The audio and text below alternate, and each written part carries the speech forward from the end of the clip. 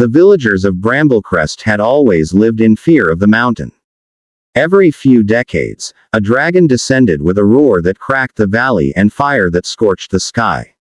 Songs were sung about it, terrifying, trembling songs, but none alive had seen the beast in nearly 50 years.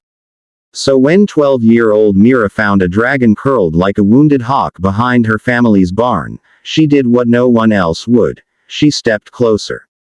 Its scales, once legendary in stories as bright as embers, were dull like cooled stone. Its wings twitched weakly. Smoke should have curled out of its nostrils, but there was none. "Are you dying?" Mira whispered. The dragon lifted its head, golden eyes flickering. "I have lost my fire," it said, its voice deep as thunder but soft as rain. "And without fire, I cannot heal." Mira blinked. Dragons talked. None of the songs mentioned that. "Can't you just make more?" she asked. The dragon huffed. "Fire is not breath. Fire is memory. Fire is purpose. To lose it means I have forgotten something important." Its eyes dimmed. "Something I once protected." Mira hesitated only a moment before deciding. "Then I'll help you remember." She brought him water, patched his torn wing with cloth, and snuck food from the kitchen, though the dragon insisted it didn't need to eat, only rest. For days she kept him hidden, asking questions about dragons and listening to stories that felt as old as the mountains themselves. Slowly, the dragon remembered fragments: a blazing gate sealed by flame, a monstrous shadow pressing against it, the sky splitting open.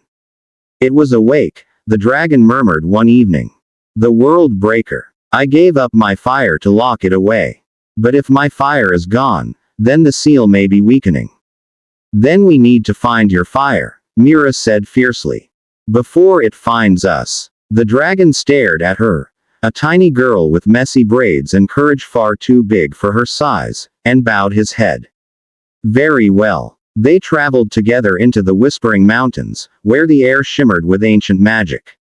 Mira walked by the dragon's side, guiding him when he stumbled, lighting the way with lanterns when his glow faded. At the heart of the mountains, they found a cavern split by a wound in reality, dark, pulsing, alive. A great ember floated above it, cracked and flickering like a dying star. "My fire," the dragon breathed. A monstrous claw of shadow emerged from the crack, reaching for the ember. Mira didn't think. She ran. She grabbed a broken staff on the ground and struck at the shadow, yelling as loud as thunder. The distraction was enough. The dragon lunged, swallowing the ember whole. Light exploded. Flames roared back into life around his body, blazing gold and crimson. The shadow shrieked and recoiled as the crack sealed, the world quieting once more. When the dragon lowered his head to Mira, his eyes shone brighter than ever. "You reminded me," he said softly, "that fire is not only memory, it is hope." And together, they walked back toward the valley, guardian and girl, their story just beginning.